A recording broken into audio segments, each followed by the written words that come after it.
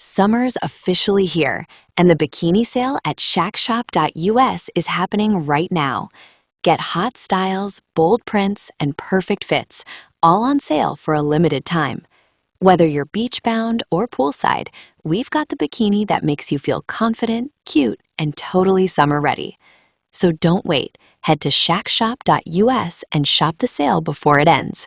That's shackshop.us, your new favorite bikini spot. Trump issues stark warning as FBI intensifies search for missing 84-year-old Nancy Guthrie. President Donald Trump has issued a blunt and highly public warning to the suspected abductors of 84-year-old Nancy Guthrie, declaring that they would face the most severe consequences if she is not returned safely. Speaking to the New York Post on Monday, Trump was asked whether he would support the death penalty should the elderly Arizona woman be found dead. His response was direct. "The most, yeah, that's true," the president said, signaling that capital punishment could be on the table if prosecutors pursue such charges and a conviction is secured. Nancy Guthrie, the mother of Today's Show co-anchor Savannah Guthrie, vanished from her $1 million home in Tucson, Arizona, on the evening of January 31st after spending time with family. More than 2 weeks later, investigators are intensifying their efforts as troubling new evidence emerges. Disappearance after family game night. According to family members, Nancy was last seen following a dinner and game night at her Tucson residence. Relatives described the evening as routine and warm, nothing out of the ordinary. When she failed to answer calls the following morning, concern quickly escalated. Law enforcement was contacted, and what initially appeared to be a missing persons case soon took on the characteristics of a potential abduction. Authorities have not publicly detailed signs of forced entry, but confirmed that suspicious activity was captured on the home's doorbell camera just hours before Nancy was reported missing. Chilling doorbell footage. Investigators revealed last week that a doorbell camera recorded a masked man approaching Nancy's front door late at night. The individual wore black nitrile gloves and appeared to attempt to obscure or disable the camera. The footage, described by officials as deeply concerning, shows the suspect lingering briefly before moving out of frame. It remains unclear whether the individual entered the home at that time, but law enforcement has labeled the footage a critical lead. On Sunday, the FBI announced a significant development. Agents recovered a glove matching one worn by the masked figure seen in the footage.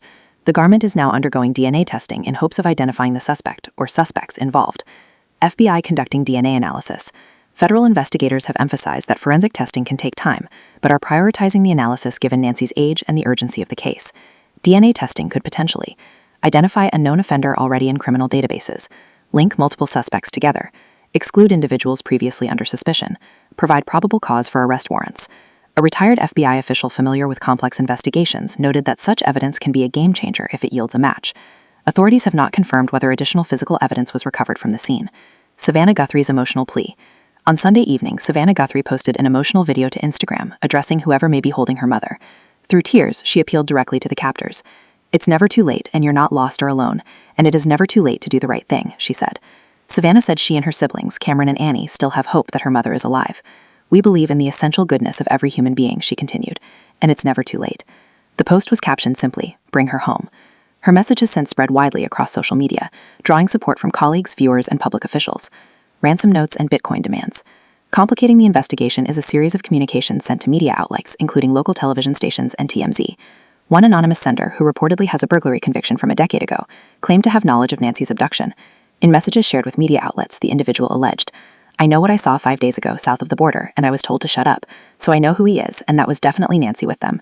The sender has demanded $50,000 in Bitcoin and has referenced multiple individuals potentially involved.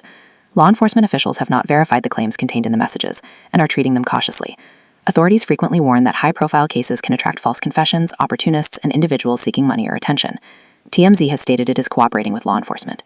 At this time, investigators have not confirmed whether the ransom notes are credible. Arizona's death penalty laws. Arizona remains one of the states where capital punishment is legal, though it is applied under strict legal standards and after lengthy judicial review. If prosecutors were to pursue the death penalty, it would require formal capital murder charges, a conviction in court, a separate sentencing phase, appeals through state and federal courts. Trump's remarks reflect his long-standing support for aggressive penalties in violent crime cases. However, any ultimate legal outcome would depend on state prosecutors and the courts, not the White House. A community on edge. In Tucson, neighbors describe the normally quiet residential area as shaken. Residents have reported increased patrols, forensic vehicles, and investigators canvassing the neighborhood. Flyers seeking information have circulated both online and offline. Local authorities are urging anyone with surveillance footage, suspicious activity reports, or knowledge related to the case to come forward. What investigators are focusing on. Based on public information, investigators appear to be concentrating on the doorbell camera footage, the recovered glove and DNA testing, digital communications and ransom notes, financial records or unusual transactions, possible cross-border leads suggested in messages. Officials have not confirmed whether they believe Nancy remains in Arizona. The broader context. Cases involving elderly victims often generate heightened public concern, particularly when there are signs of forced contact or premeditation.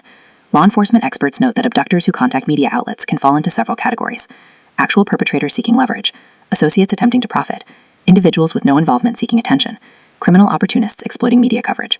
Determining which category applies in this case remains part of the ongoing investigation. Family holding on to hope. Despite mounting tension and national headlines, the Guthrie family continues to express hope that Nancy is alive.